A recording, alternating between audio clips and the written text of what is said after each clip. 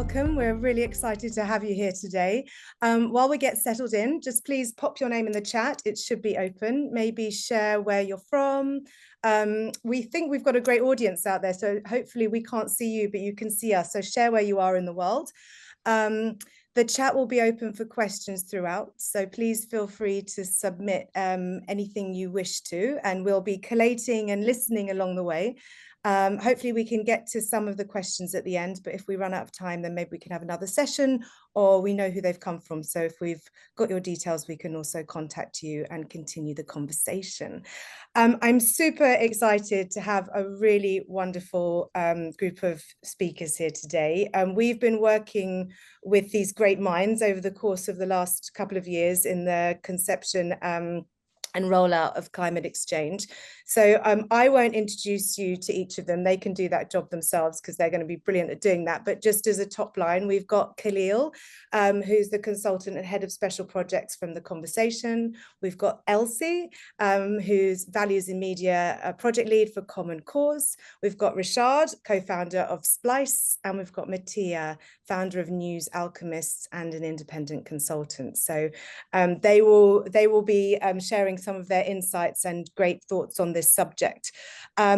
We have brought this together today because we really empathize and understand that as journalism continues to be under great pressure, we're trying to learn how to adapt narratives to really understand what audiences need and want. So how can we learn from other industries? How can we step into a role where we change the climate conversation to mitigate climate change more? How can we produce news, products and services that are relevant today? And so these are some of the questions that we'll be talking about and coming up with, and we grapple with on a daily basis. I think we all know, and probably everyone on the call can agree, that we know climate change isn't about just melting ice caps and rising sea levels. It's shaping every single thing that we look at. So what we eat, the music we listen to, how we live, the stories we tell, the culture that we hold so close to ourselves, they're all being shaped and reshaped on a daily basis. And some of us can feel this more readily than others just because of where we live. But I think we can all hold hands and agree that whether we call it climate change, however we frame it, it is touching us on a daily basis. But what we found, and I think this group can agree, that it's often siloed, and coverage in journalism can remain a bit abstract. It looks a bit like a distant crisis, perhaps. So this conversation is about, what if we shifted our approach? What if we put audiences at the center of that conversation? And what if we shifted from traditional frameworks and we looked at different ways of learning, we looked at different ways of collaborating, and we created compelling opportunities for all of us to work together. So it isn't about just catastrophe, but it's about connection and inclusion. So that's what we as storytellers wanted to discuss today, and we're going to dive into. So Mattia, why don't we start with you? Please introduce yourself and maybe just share what keeps you up at night about this subject in general. Sure thing. Thank you. Thank you, Shereen. Thank you, the whole team, for the invitation and for this great panel. Well, you said it already. My name is Mattia. I am a project manager, facilitator, consultant, do lots of different things. And I'm the founder of News Alchemists, which is a movement dedicated to bringing some hope to journalists and people working in journalism, especially in these complicated times we're in. To that goal, I write a weekly newsletter in which every week I share 7 links of reads, things I read that made me think and gave me some hope about journalism and how we can really make it better. And I like to say heal the rather broken relationship between our industry and the people we aim to serve, whether we call them public audiences, users, or anything else. What keeps me up at night in terms of climate journalism? Well, it's not my area of work specifically, so I guess my answer comes more from being a reader and a consumer of news and information about climate change.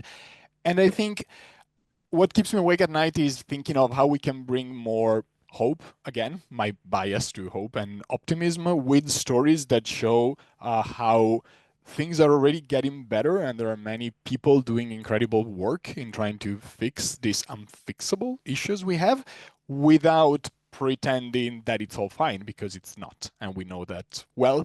But I personally, as a reader, get very inspired, and I feel like I connect more to the topic overall when I read stories about, I'm from Italy, for example, and finding out through the news that there are some local, small, family-run businesses that you would expect to be very conservative and very, even just difficult for them to change because of infrastructure. And yet sometimes they are the first to really embrace new technologies and new possibilities that allow them to operate in a greener way because they care about the planet. So yeah, I think I would like to see much more of that, again, to pair the doom and gloom that unfortunately is the reality we live in when it comes to climate crisis. Yeah, you touched on a couple of really important things there, just the hope and then also the local stories, and sharing the solutions, because I think often some of those solutions are really powerful and come from different areas that we may not look in. So thank you for that and welcome. Rishad, do you want to go next? I'm Rishad. I'm one of the co-founders of Splice, and we help people build viable media companies and businesses. We like to say we help journalists make money, which is an interesting thing to say in these strange times. The thing that keeps me up at night about climate journalism, what keeps me up at night is when it's too hot to sleep, which is directly related to the climate. It's supposed to be winter here in Lisbon. It's far too warm. But more than that, I think it's, the concern is that it's not that users and audiences and consumers of journalism don't care. It's just that they don't see themselves in the story. Mm. And the idea is to be able to build relevance with these folks. The idea is for the journalism industry to focus on the demands for information out there rather than just supply an assumption of information that they assume people don't know about. Climate reporting speaks at people. It speaks at us. It doesn't speak with us. It doesn't collaborate. And it assumes we don't know very much. I think we tend to assume people should care because it's important, but we don't always tend to connect that information with what is urgent and relevant in people's lives. So that's it, really. Yeah, thank you for that. I think the assumption side of it is really dangerous. And then I think I often quote this, and I think you've heard me say it before. It's the power of the why, though. The Simon Sinek's say 7 reasons why, and you get to the actual why. And I think that we need to probably ask ourselves more like, yes, we should care, but when there's so much other stuff going on in our lives, why? So thank you. I'd love to hear more about that. So Elsie, would you like to go next? Welcome. Hi, everybody. Good morning. Yeah, my name's Elsie. I work at an organisation called Common Cause Foundation. And we were kind of born, well, originally actually out of WWF, and out of a deep sense of frustration with the traditional kind of forms of campaigning and advocacy at that time, and really like a focus on the symptoms rather than the causes of issues. And so we kind of started to work in the space of social psychology and values. So that's the work that we do today. And I suppose it's kind of related to what keeps me up at night. So we feel that like values are so important. I think when people think of them, they think of kind of those things that are on the wall in organizations or on the website, but actually it's so much deeper than that, because they're very human, and they are how we make decisions about the world individually and collectively. So we want to bring our understanding of values to the media. So that's the work that we're doing at the moment, and working with journalists and editors with the support of an amazing advisory board. Because I think that many journalists and editors realise that they have influence, but perhaps not quite at the level of cultural values.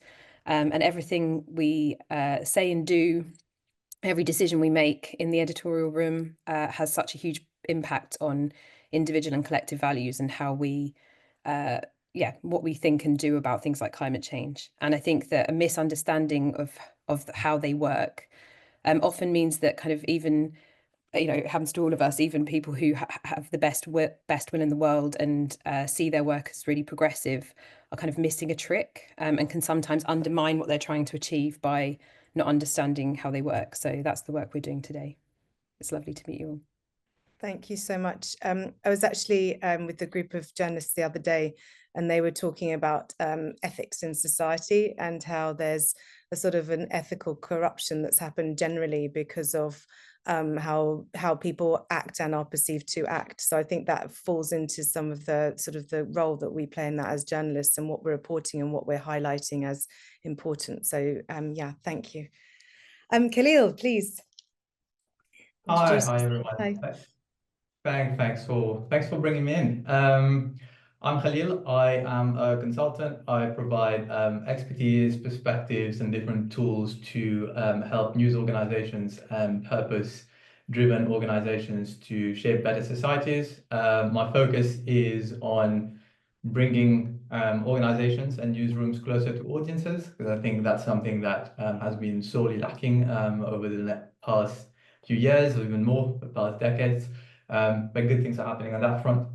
I'm also head of special projects at The Conversation, and The Conversation gets academics and experts to write for general public, to write only about their own areas of expertise. And I think that fits really well when we talk about climate.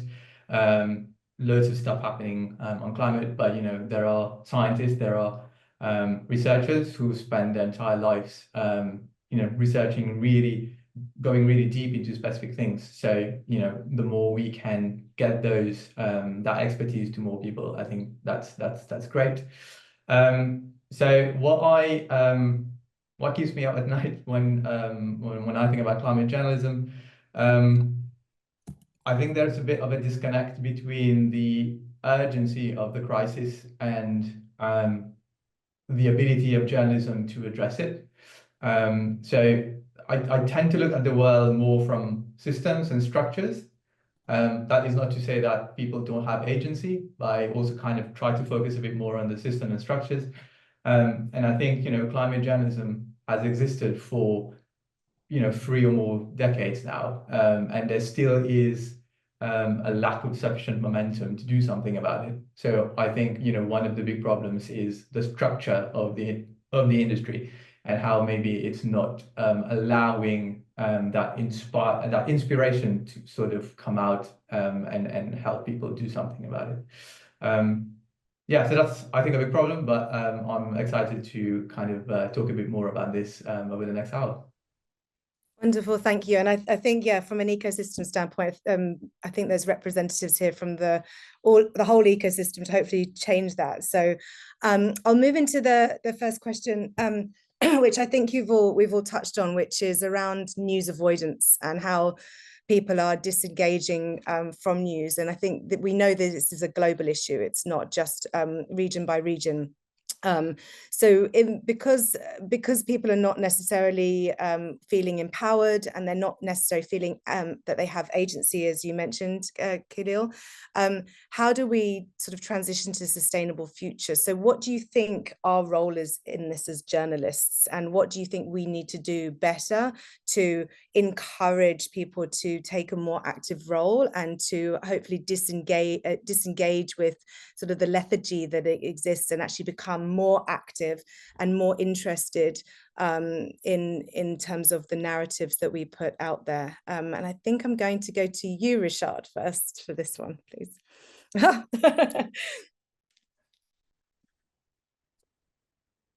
Okay, I'm going to speak to some interesting assumptions there. I think that there is an assumption that how do we get people more interested, or that there is news avoid. I think, the fact that there is news avoidance is undeniable. The fact, or news avoidant, but then again, I don't know. There's, sometimes you come across certain users, that the fact of news avoidance speaks to a certain kind of news. I think a certain definition of what we call news, and the fact that people are avoiding the news. There are at least 2 generations after all of our, I'm going to take a wild guess at our collective ages, that actually perhaps don't call the information that they need in order to make decisions. They don't necessarily call it news. Nobody, under a certain age wakes up and says, well, it's, time for the 7 o'clock news, or it's time for me to pop down to the shop and get my dose of news. I think news is relative. These are folks that call it something else. And so I think how to get people interested perhaps is one question, but I wonder if it's, journalism's role is perhaps not just to inform with an assumption that there isn't awareness. Perhaps there is a role to equip people who already understand the climate crisis. There are users who actually already work within that field. News and journalism isn't just B2C. It isn't just general audience. None of us in any room, anywhere in the world, when I talk, I often ask people, anyone who identifies as general audience, put your hand up. Not surprisingly, nobody is just, I'm just general Joe on the street. I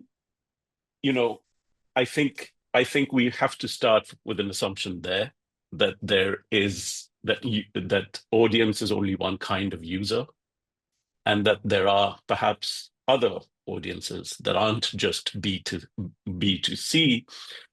Maybe there's another kind of user that is B2C, which is business to climate, or business to B2A, which is business to activist, or B2P, which is business to policy, B2N, which is business to NGO. How can we equip these folks? How can we give them an entry point? How can we assume that journalism doesn't necessarily just do news, but it equips people and gives them an entry point into an issue? Yeah, I love that, because it challenges us to meet people where they're at, and actually to understand more about their psychographic behavior as opposed to the general spread demographic, which I think we've been operating in a very long time. And I think this word assumption is a very critical one that is brought up, because we can't, what is that great adage? To assume is to make an ass out of you and I. I think that is a great way to look at this. When I was at talking to some journalists in Southeast Asia, YouTube was there, and there was a conversation about, do young people, are even they interested in the news? Are they interested in climate? And YouTube's response were, absolutely they are. They are more active than we would believe, but perhaps exactly what you're saying, we're not framing it in the right way. But there are people out there who are. And so it's around, like, maybe we can equip them better, perhaps with even, more integrity-based roles of journalism, and so we stop misinformation in these spaces. So there are multiple ways to look at this. So Mattia, have you got a response to that? You unmuted, so I assumed you were ready. That's right. Well noted. No, of course, I subscribe to every single thing that Rishad said, as I always do, actually. But I wanted to add on that because I think the assumptions are an important part. And I personally think I'm going to be a bit critical here to all of us, but I really think we should stop talking about news avoidance. It's not the people that are avoiding us. If I don't need a product in the world, I'm not avoiding it. I just don't need it because it's not useful for me. And maybe the people creating the product can make it more useful for me, or I'm just not the audience for the product. So it seems like it's just language, but language shapes the way we think about things. And so it's not them avoiding us. It's just us not creating something that is useful for them one way or another. And yes, I'm oversimplifying the issue, but sometimes we need to oversimplify to then redefine in a better way. And yes, I really get riled up. What's the word in English? When we talk about news avoidance, it's just we need to stop. I know that it's a catch word that now we all use, and it's representative of a topic that is important, but let's really stop and change the language we use. No, I love that. And I'm going to move to Khalil because of the fact that we're talking about audience needs. And I think, creating products and services that are needed and wanted are how businesses are run. And so, a business would go bust if a service wasn't relevant or a product wasn't relevant. consumers vote with their wallets or their feet. So I think, yeah, Khalil. Yeah. Yeah, I mean, I completely agree with what everyone has said. News of origins, etc., etc. I mean, as Mattia said, like, if we're not producing something that's useful, why would people keep using it, right? But I would even maybe go slightly further and say, if we are producing things that are harmful to people, maybe it's a good thing that they are avoiding it, right? There's a lot of research that shows that there's too much negativity, and that is creating, contributing at least to mental health issues. There's a term about, mental health issues related to climate. I can't remember it now, but that's becoming a thing as well. People feel powerless. Some of the content that we produce is still very complex, so people can't really relate to it. Lack of connection to daily life. I mean, all of those things are I suppose, criticism and fair criticism that we need to acknowledge and then move on from there. But I suppose once we acknowledge those things, and once we, really start understanding the needs of people, what is it that they need? And as Rishad said, right, news, but there are so many needs for people. I distinctly remember one of the first user research we did with climate readers based in the UK, climate readers of the conversation based in the UK a few years ago. And one of the things that consistently came out was that they were very interested, people were very interested in knowing what other people in other neighborhoods, in other communities, in other parts of the world, what are they doing to, overcome certain challenges and common challenges? Because they wanted to know this because they actually wanted to do something as well. And that is something that I think it's fair to say that, as an industry in the media, it's not something that we focus on. We do not focus enough on solutions. We focus quite a lot on problems. And, we need to talk about the problems, but what is at stake, who is responsible, what can be done about it, and who is responsible for which type of action. All of those things become quite important. People need to feel that they can do something about it. But there are also a lot of, I think, other things that we can do, or at least keep in mind. I can't remember who said this, but, we can frame climate as an opportunity, because the amount of things, the amount of changes that can or should be brought, because we need to mitigate climate change, we need to, adapt, or things are changing because of climate. That highlights the possibilities of a better future rather than just doom. There is so much that we can do, and there's a lot of different ways we can frame the conversation in a way that actually, connects people together, connects people to solutions as well, as opposed to just doing the first step, which is, okay, there's a problem, and then not really moving on to the next steps, which then leads to doom instead of inspiration and action. Yeah, I love that. I think when we're under severe pressure as humans, we're forced to innovate, and I think it's just the reframing of that and looking at this as an opportunity. And I think that if we collaborate together, that opportunity becomes greater. So that whole idea of working in silos, I urge us to put that to one side and actually to leverage each other's skill sets and knowledge and come together to create the better products and services that are needed, that actually provide the solutions. So thank you for that.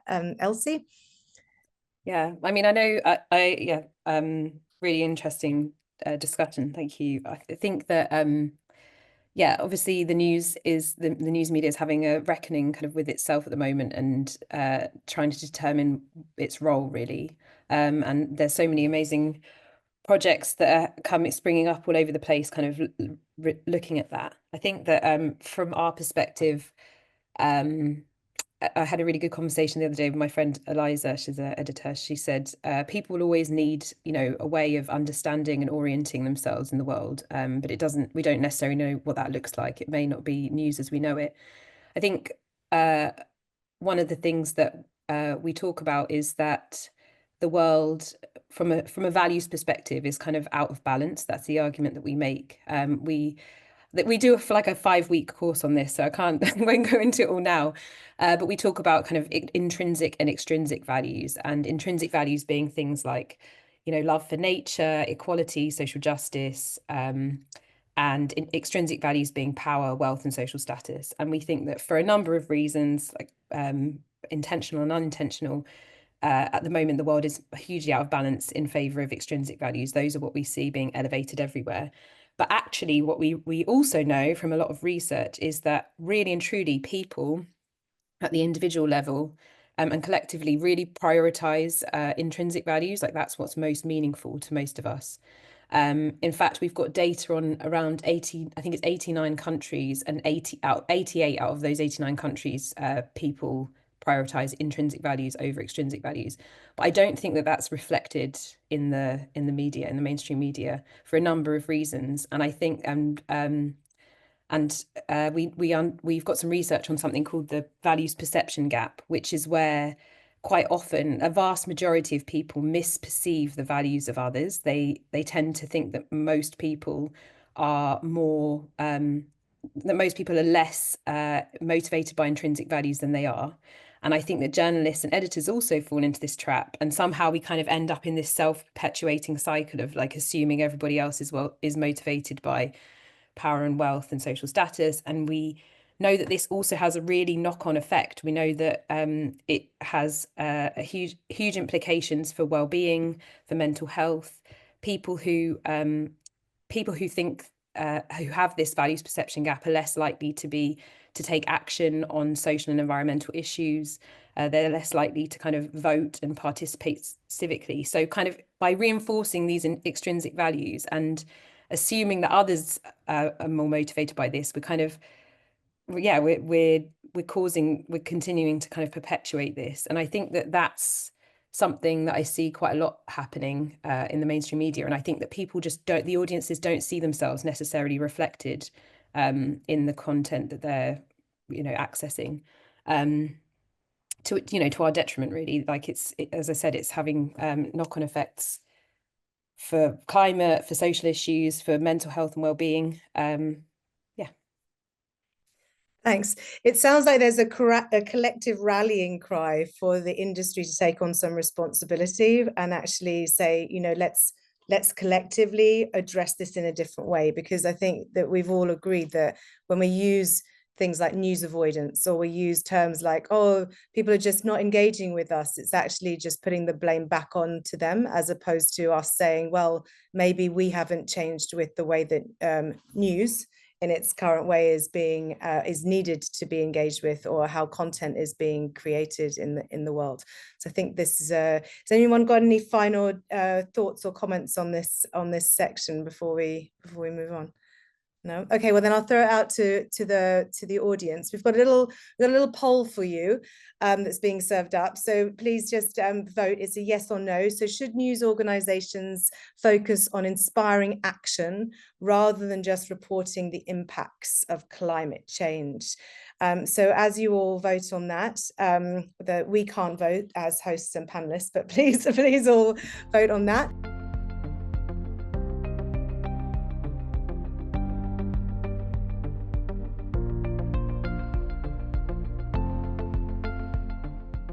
We will move on to the next question, which is around what importance is there for us as journalists to spend time listening to the audiences to really understand a new form of editorial, and do we do it enough? So really, other industries spend huge amounts of time listening to audiences and understanding them inside out, upside down. Do we as journalists do that, or do we again assume that we know what people want and how they want it? So Rishad is unmuted and I think is chomping at the bit, so I will throw to him first.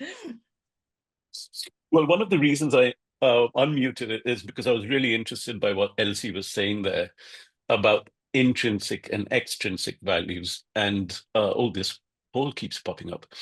And the fact that we make assumptions about other people. I was hoping to hear there was a positive assumption that we assume, more benign things about folks, but then Sadly, it's the opposite.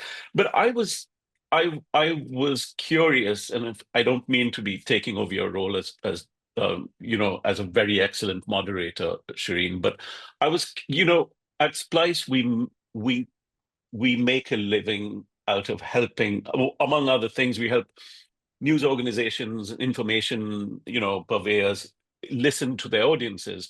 One of the reasons we exist, we just turned 10 last month, 10 years. One of the reasons we exist is because the gap is that user listening is still an afterthought in newsrooms. Journalists are very good at talking about people. They make a living talking about people and telling folks what they think they should know, but they're not very good at talking to people. They're talking to their users and their audiences as a separate kind of user about what they need. And somebody who was in a podcast once interviewed me and said, you know, you keep talking about user needs and how journalists should go and talk to people about what they need, what their information needs are, but what you don't realize is that this is this is a transfer of power. And I sort of sat back in my seat and I'm going like, tell me more about this. And she says very wisely, I quote this person so often, I need to, you know, I either need to hire them or something. But she said, for about roughly 200 years, journalists have said, we know what you need to know. We will tell you. Now, she was like, Rishad, you're trying to flip the script. You're saying that as journalists, we need to go to these people and say, we don't know what you need to know. Please tell us. We have no idea. She said, that's a transfer of power. How are you thinking of, you know, how do you think this is going to happen? So I want to, if you ask people what they care about, they're not going to say climate change or, you know, climate crisis. They're going to say, you know, there's a certain kind of user that will say, well, I don't know about the climate crisis, but it's really getting harder for me to drop my daughter to school. The commute used to be 10 minutes. It now takes an hour and a half to get through traffic. And I'm worried about the pollution, her quality of life. You know, is she going to get home after dark? So my question to Elsie, if I may, is that what kind of research and what kind of insights do you have for us to, in the media industry, to tap on those intrinsic values among our users? How would that help the journalism industry, the supply factory, the content supply factory? How would that help? I'm curious how those insights could help by listening to users of journalism around their intrinsic value system. Yeah, it sounds like you need to come on the course, Rishad.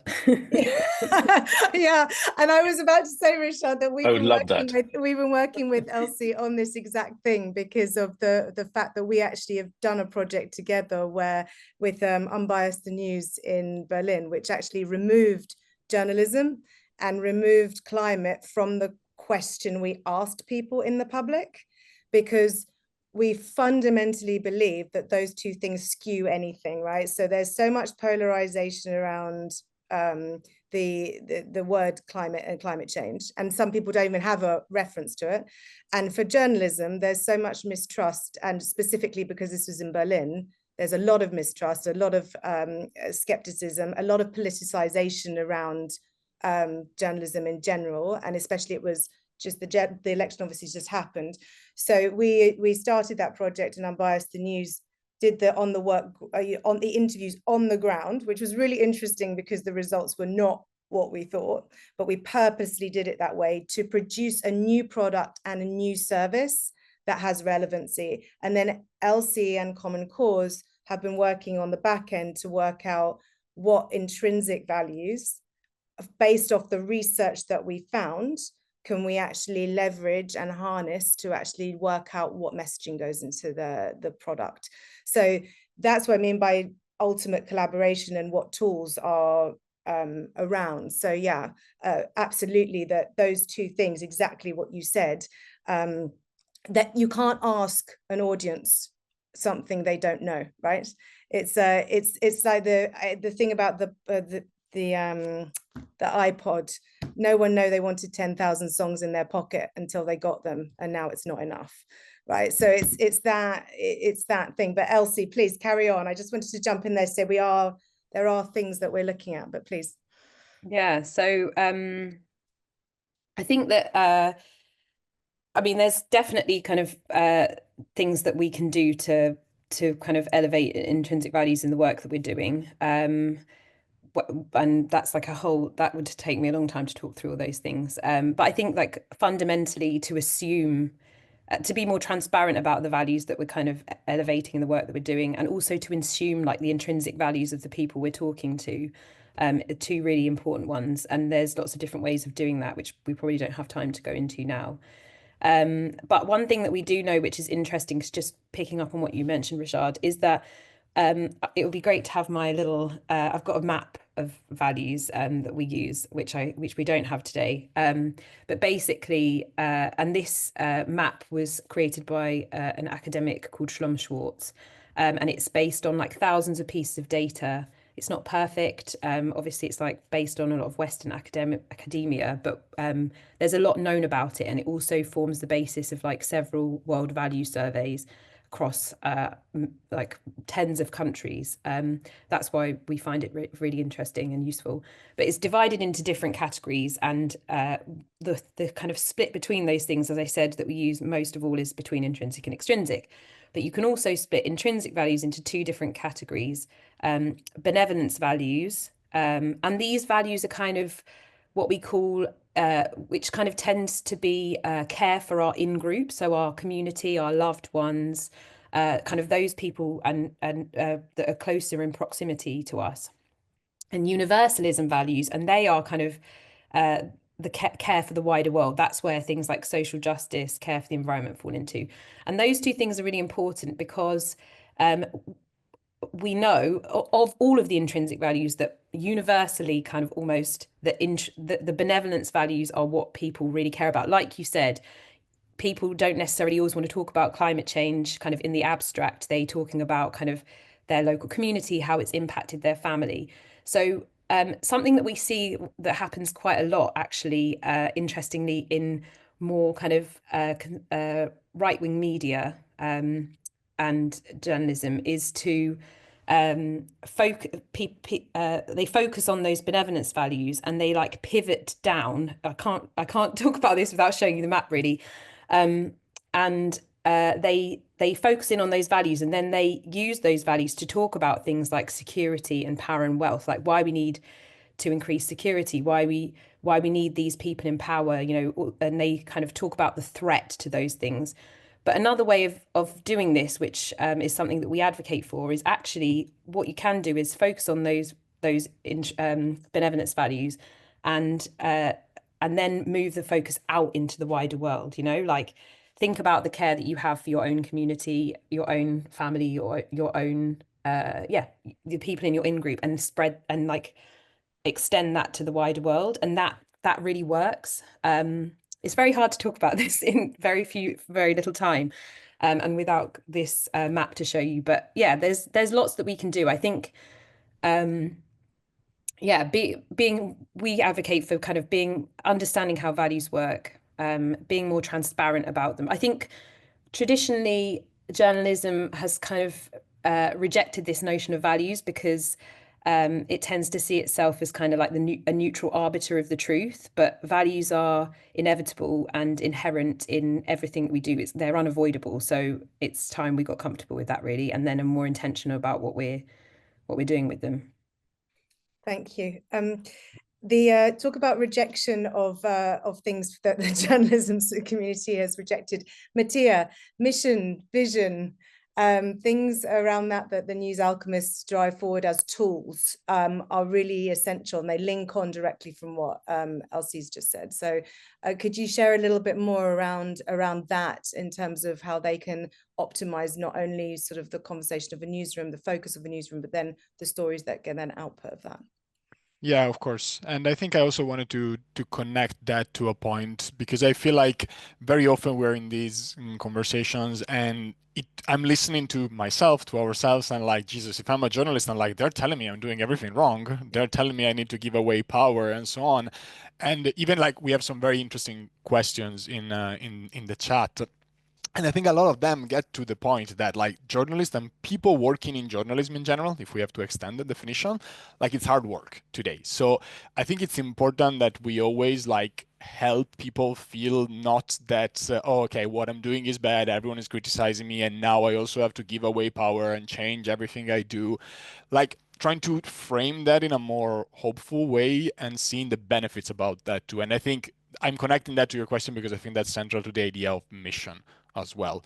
I think it's important that we talk about the value we want to create and being of service to people. Like that's the language I also use all the time, and it's central. But I think we also need to remember that that's not just something that, oh God, a drag, I have to do that. I mean, if people work in journalism, usually is that they have that purpose. Like they are in this space because their purpose is actually to help people, help society, inform society at the very least, but let's extend the informing definition. So doing all of this is actually will help all of us get closer to our sense of purpose, enjoy more what we do, become a tiny bit more resilient to the many challenges and difficulties that we have to face day by day. And also what goes unsaid is that it also makes us money. To the point that Rishad was making at the beginning, like thinking about what people need and how we can help them navigate the world and everything that we've been discussing so far is the number one thing that for a user would be like, oh God, this is finally a product that is doing something for me. Let me pay for it. As always, I feel like I need to say, I am oversimplifying the issue here. Yes, I am. But at the end of the day, I feel like it's a positive feedback loop that we can really get going. So it's not just the pressure that we feel, an additional thing. Again, someone else on a webinar criticizing me that the way I do journalism is not good enough. We are in this together, not only us, but also like with the audience. I've been advocating more and more with the idea that we also try to, in the conversation about the language we use, let's try to break down that barrier a bit. I don't know exactly how it's done, but I think it's important we think about it. It's not us and them out there. Sometimes I'm in a conversation like this and we talk about the audience and users and avoiding us. And I'm like, how would I feel if I was one of them and I was as part of this conversation? They're talking about me as if I am an external entity, an abstract entity. So a lot of all of this, it's really about changing the conversation. Back to your question, and I finish here. The mission is what makes us want to be in this industry. We want to be of service, whether that's the language we use or not in our mind.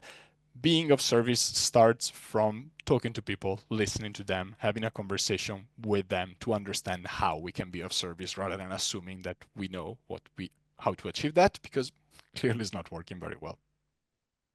Thank you. Well, there's a lot to unpack in there, but I'm actually going to link it to Khalil in terms of the tools that you have and use, because it's really one of the things I just want to highlight is also that we get questions around integrity of journalism, and in this quite harsh background that we operate in, how do we keep that integrity alive, and how do we then move those need states of the user into a news organization with that integrity? So Khalil, just would like to open that up to you in terms of the tools that you offer and that link back. Yeah, I think ultimately it kind of comes back to a lot of what I think Mattia was saying, but also Elsie was saying. So, we're talking about the values of the audiences, what it needs. We're also referring to kind of the newsrooms and the news organizations and journalists. What's the purpose? What's the mission? And I think ultimately those are the two things we really need to focus on, and then kind of create that synergy. And I think that kind of purpose, etc., becomes really important, because one of the things that regularly kind of, I suppose, pops up is whenever journalists go a little bit further when it comes to climate journalism, and further being, this is what people can actually do. This is what you readers or consumers, etc., you audiences, this is what you can actually do. Then some people will start branding them as activists. And for some reason, that's like, nope, I'm a journalist, I'm not an activist. Mm-hmm. Interestingly, that kind of, I'm not an activist, I'm a journalist. It's much more in the Occident, it's much more in the West. It's much less, in my experience, much less other parts of the world. The global majority, it's quite different, I would say. And I think that's quite important, because maybe that points to, well, the purpose of someone who identifies as a journalist in certain parts of the world is different from someone who identifies as a journalist in different parts of the world. And I think we're at the point where maybe the West should start looking at how others are doing climate journalism, how activism is an intrinsic part of climate journalism, because however we want to define it, but activism, without it, people will actually die. And those journalists are doing activism because they think this is the way to reach my purpose. My purpose is to better connect people, to help people, etc., etc., etc. Now, I'm not an expert, so I'm not entirely sure why in the West, and I'm sure there are like historical reasons, etc. But why in the West there's such a reluctance to be identified as an activist. But what I would say is, in the global majority, a lot of journalists have no problem being activists. They see that as an intrinsic part of their role. But also, when you start looking at academia, I know scientists, and they wrote for the conversation before. They're just like, academia can no longer create the change that I thought it would. So I am now an activist, right? So they break away from the cycle and they're like, no, I'm doing something different. So I think once we are clear on the purpose, and maybe for some people, activism is not their purpose, that's fine. But I think we shouldn't keep looking down on those who think that my purpose is activism. There is definitely a role for those people. But I think ultimately, once we are agreed on the purpose, then we can start looking at the needs of people. And then we can start employing, the user needs model, for example, which is a very simple model to understand, which basically looks at, the different needs of people when it comes to news. So there's a need to understand, there's a need to know what's happening, there's a need to feel something about what's happening, there's a need to do something about what's happening. All of those needs can be served by acts of journalism, however we define journalism. And I think at the moment, we only serve some of them and underserve others, but people have that kind of plethora or, broad spectrum of needs that need to be served. And, the user needs model is one of those models that can be used to provide a more comprehensive way of serving people with climate journalism, but also other types of journalism and information as well. So Rishad, when you look at you said at the beginning around helping organizations make money. So when you look at that in terms of the conversation that's just developed in this and the tools that are offered to do that, what's your response to kind of the conversation in terms of framing that and how journalists and the industry can adapt towards that a little bit more? I think a lot of this starts with a really boring phrase I'm going to borrow from the marketing world, which I've never been a part of, but ultimately we all are. I'm gonna talk about, here we go, product market fit. In order for us in any industry to be able to make revenue or an income, to be able to make money from providing something to a user that they need, you've got to be able to find out what they need. My problem, by the way, with that user needs model, that specific user needs model, is that it's still a content-first model. It's here's how you should position your content for that reader, that somewhere out there. The assumption is this content comes first. Whereas in an ideal situation, my ideal situation, which also, like Mattia, is slightly oversimplified, is it's a needs first, demand first, user first scenario. And then find out what this user needs. find out what this user community needs, and then build information, products, services around that. It's when we have that relevance, it's when we have that significant value in their lives. We talk about utility and relevance that ultimately leads to that value exchange. At the very least, because I've built you something that solves your problem that you told me about, you will give me attention. At best, you will give me money. Again, we're not talking to the general user. We're not just talking about the general user. We're talking about creating that value exchange between any amount of users. Sometimes I tell a lot of people that I mentor that sometimes your journalism or whatever you're producing in terms of content that is valuable to a person, a user, it might do its best work sometimes and have maximum impact, as Tom is talking about in the questions, actually land best and be most efficient, even if it's read by or used by one person. You don't need tens of millions for a successful article. The article is not the unit of measure necessarily for the journalism. What journalists don't realize is that they are a research information processing factory unto themselves. Journalists are far more potent than I think they realize. And I think to be able to provide that information, for example, about a problem and its solution and its costs, and to say a policy advisor sitting somewhere in The Hague about a specific water problem in Bangladesh, if one person reads that report that you've generated from your article, it will be far more effective in terms of impact because it's the right information in the right format to the right user.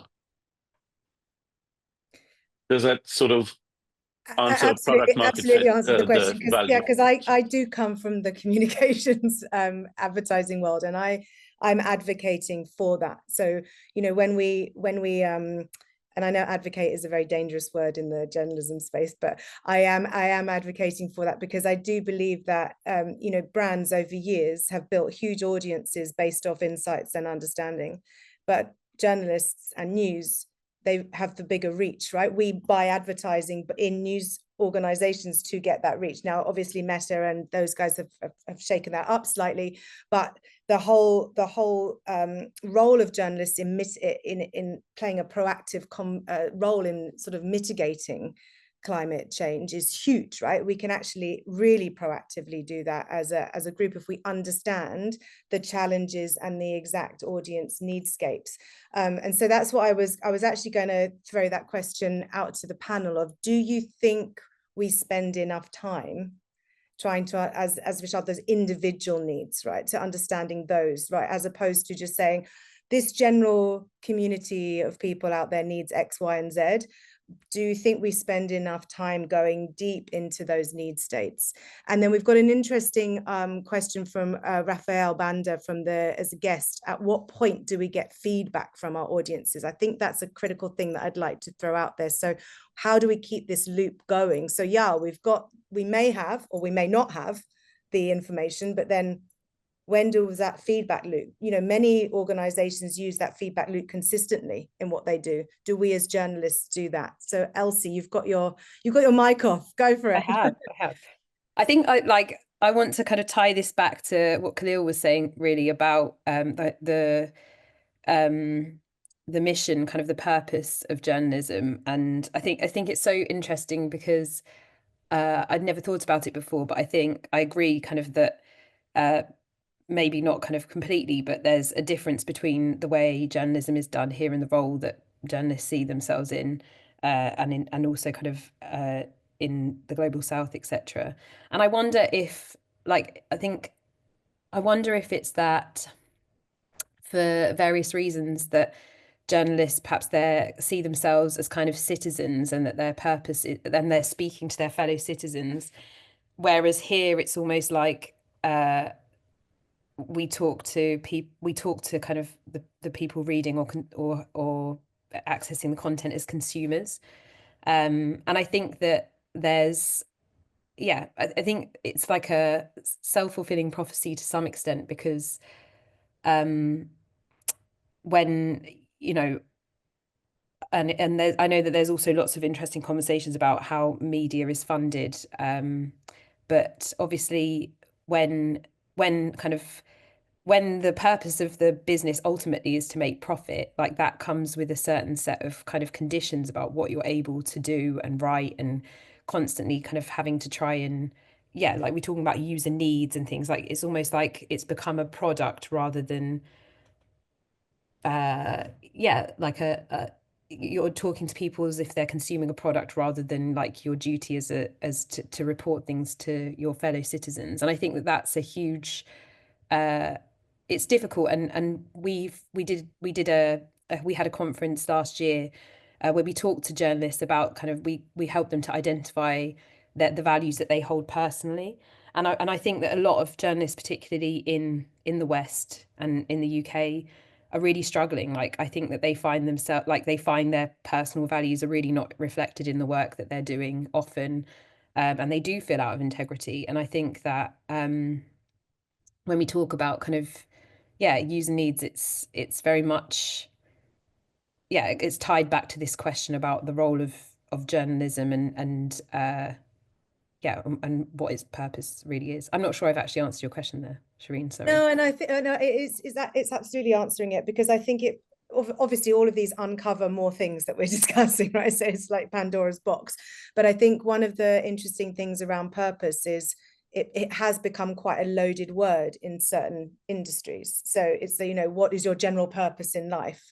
These are big, heady, difficult words. And I think it was Mattia about, we could just be in service of telling our side of the truth, or was it the three sides of the truth, your truth, my truth, and then the middle?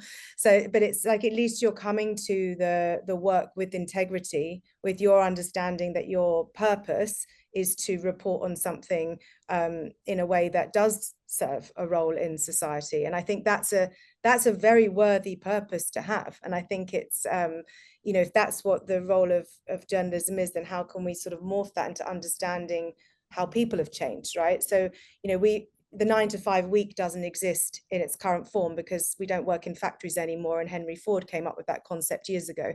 So we just need to change and evolve, perhaps, with where people are, as opposed to trying to totally rewrite the course of what we do. Mattia, you're nodding quite a lot. Would you like to comment?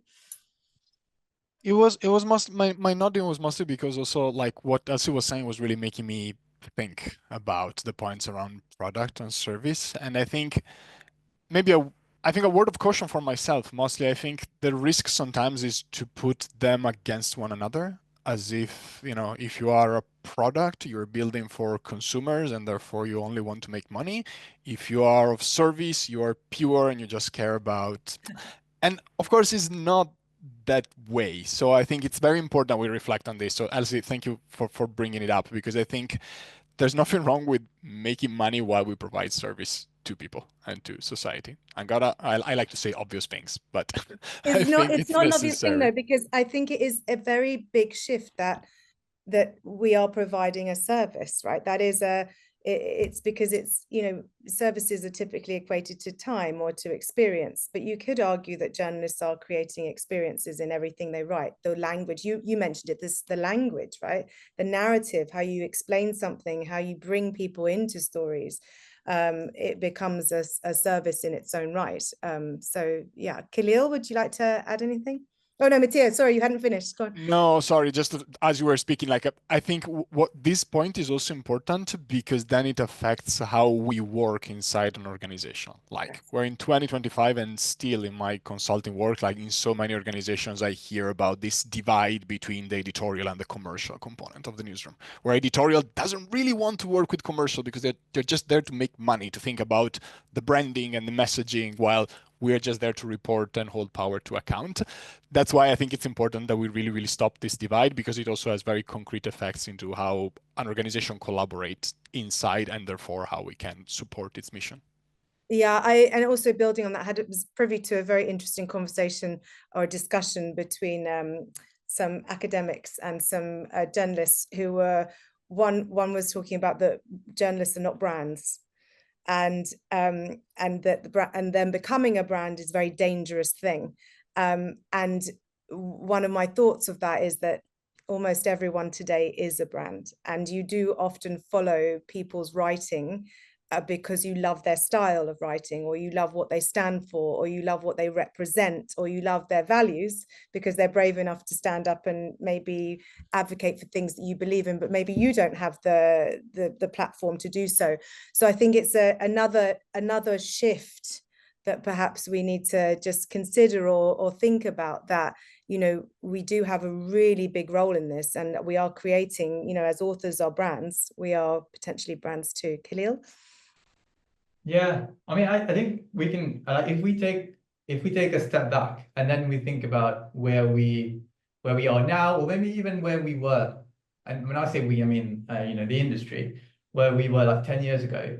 I think there has been progress. 10 years ago, just making the case that, oh, actually we need to maybe listen to people a bit, that would have been, you know, it's like you can't even make that argument. You don't even know how to begin making that argument. Fast forward 10 years to now, it's like, sorry, and I should say, I'm saying 10 years ago because that's kind of when I started working in the industry. But yeah, I think if you kind of go even further, it'll be the same, right? But anyway, but to now, I think in most places, you don't necessarily need to make the argument that we need to listen to audiences anymore. Like, it's been accepted within the industry, or large parts of the industry, that yes, this is something that we need to do. And there are a number of reasons why that's happened, but we're here. And I think, you know, if we now kind of look forward to the, I suppose, ideal state of there's a synergy between audiences and journalists, you know, no silos between commercial and editorial, or, you know, et cetera, et cetera. And we think about the ideal state, so usually there are two things that will happen. Some people will be like, point out all the problems with the ideal state. Any state has problems. But then by pointing out those problems, the argument is the ideal state is not actually ideal, right? And then there's the second group that will be like, no, we need to push towards the ideal state, because that will actually move us, you know, move us in the direction of the ideal state. Doesn't mean that we'll reach there, but we're moving in that direction. So I think maybe both need to exist. There needs to be a push towards a better future. And there need to be people who are like, oh, actually, there are problems with it, and we need to address the problems. And a healthy ecosystem probably needs both of those. I think at the moment, maybe on this call, and you know, correct me if I'm wrong, I think we're probably more on the let's push towards the ideal state. But then, you know, people in the audience, other people will probably be like, okay, there are problems as well. We need to sit down and discuss. I think there's space for both. We need to find the spaces where both can talk together. I think ultimately we are starting to move in the right direction, and hopefully we keep moving in that direction. So we've got about 10 minutes roughly to wrap up this great conversation. Firstly, thank you for the rich conversation, but I'd just like to ask each of you if, with all of the things that we've discussed today around getting closer to audiences, perhaps removing words like avoidance, looking at taking responsibility, defining perhaps what our purpose is as journalists, and really maybe reframing what activism is in terms of you know, global sort of attributions towards that word, and also looking at value spaces and how do we take that on to start to change this narrative a little bit more. Is there something you'd like to leave the audience with, to either as a thought or as a final statement? We'll obviously share everyone's information so that people can access the great minds that are on this, but I just wanted to be interested if you wanted to, one thing to take away, if people needed to just think about something, what would it be? Rishad? So I just realized that there was one thing and one movement that sort of encompasses or intersects, you know, how values can be. This whole conversation we've been having around advocacy again, that spectrum of, are you a journalist? Are you an advocate? Are you an activist? Where on that spectrum are you? Where are you talking about a theory of change? How can you be in service to people that need this information the most? Where on that spectrum are you in perpetuating or creating or facilitating that change? And we're talking about value systems. Greta Thunberg didn't need a media organization all those years ago, when she was very young and we were slightly younger. She didn't need a media organization to tell her that the climate crisis was urgent, right? She read the science. She just took a stand. She held people accountable. She held truth to power. Any of these terms sound familiar? They're what the journalism industry employs and does very well in certain cases. The reason we exist is because these people are our heroes. But she had a mission. She had a problem. She identified a problem that users or audiences needed solved. She had an accountability issue. She was able to take that stand and she mobilized millions and millions of people. She changed the way we listen to conversations. She changed how we talk to each other about climate. I think that's what I'd love to leave this with. Thank you for having me. Thank you so much. And one thing I just want to build on that is that she stood in her own truth, right? That is what she saw and she is not afraid to stand there and be her unique individual self. And I think in this world of content, which is a lot of copycat and a lot of vanilla, people definitely now want to see people's individual truth and something that they stand for in a transparent and authentic way. And that word has been overused, but I urge people to really think about, and Elsie, this comes back to you, so I'll come to you next, but like how do you stand in your own truth when you report and keep integrity within that too?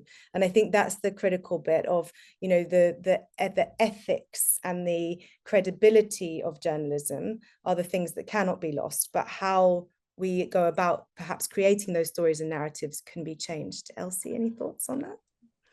Yeah, just that, I know that the Responsible Media Forum here in the UK talks about like the role that journalists often put themselves into the category of being like a mirror of society, like reflecting society back to itself, or a mover of society, which I guess is kind of more the activism advocacy role.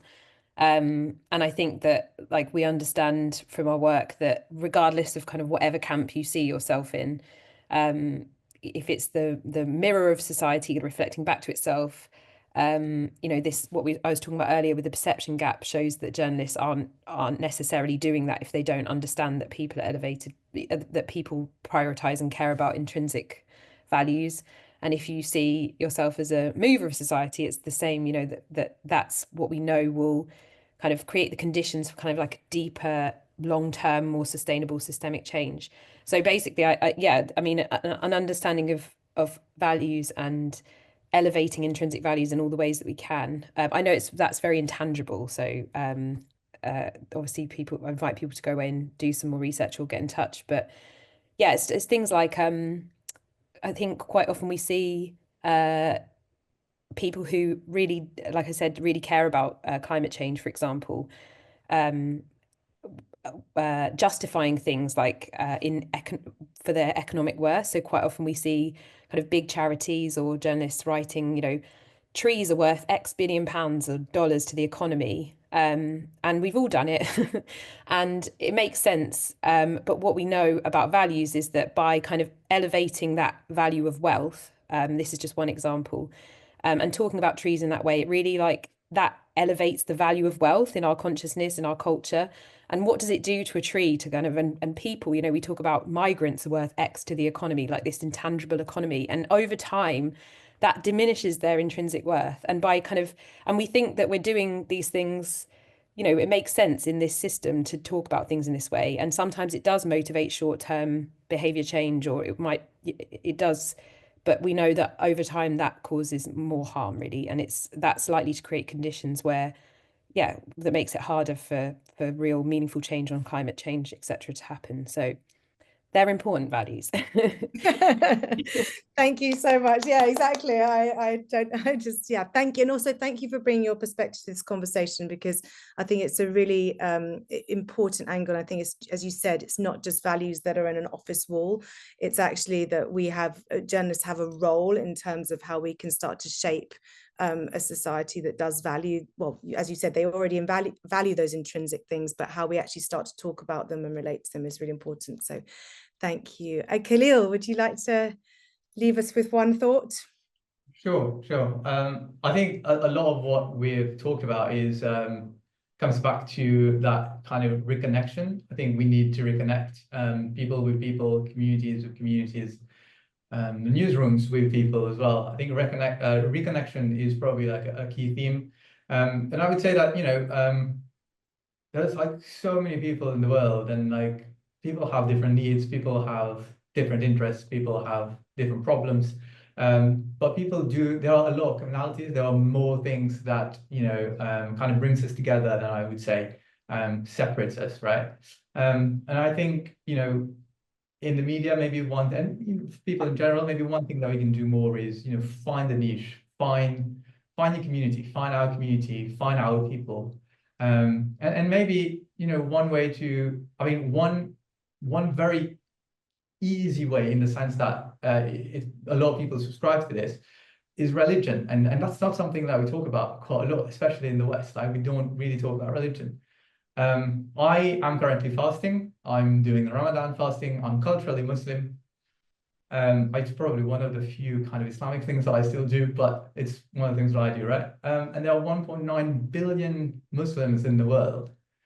And in 2015, there was an Islamic declaration on global climate change. And I feel like no one really knows about this. In my community, in the Muslim community, I've never really heard people talk about this.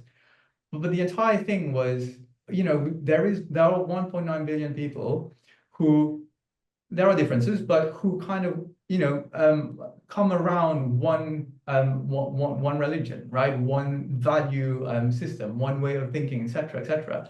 And there are like so many things that within the Quran or within Islam can be linked to climate change, and how it is upon us as individuals or as Muslims or, just humans.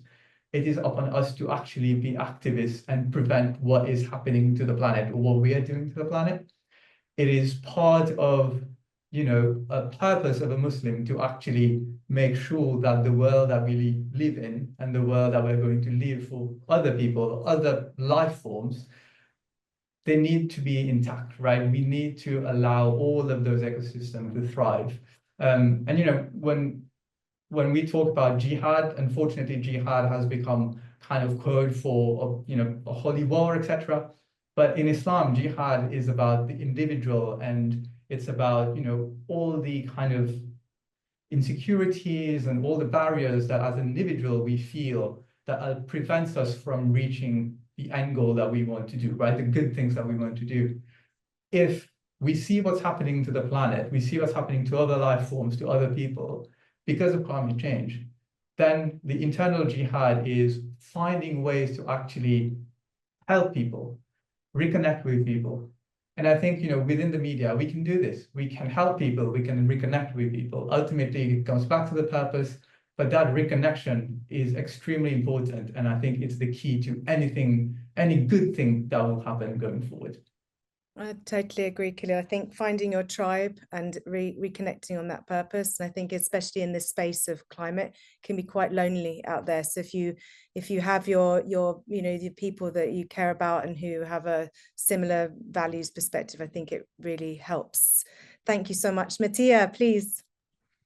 Incredibly hard to follow up on the great points that have been made to finish this fantastic conversation. So I think I'm going to bring it down to one very practical point, I think, about journalism. And it was mentioned, I think, in passing in our conversation already, that journalism as the product, what we create, doesn't equal creating content. And I think that's something you have heard me saying already, possibly.